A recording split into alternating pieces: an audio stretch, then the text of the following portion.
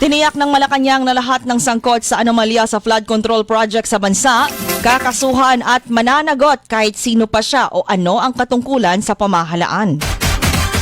Binibilisan na ng Bureau of Customs ang pagpapalabas ng 130,000 balikbayan boxes na nakatenga sa mga cargo forwarder.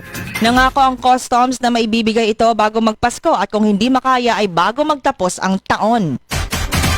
Mahigit 70,000 teachers ang pumasa sa licensure exam for professional teachers for elementary and secondary education ayon sa Professional Regulations Commission o PRC.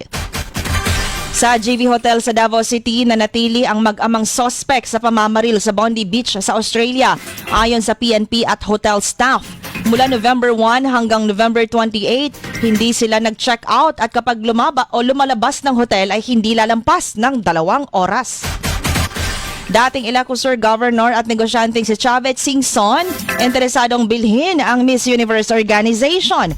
Ayon kay Singson, nasa negotiation stage na ang bagay na ito.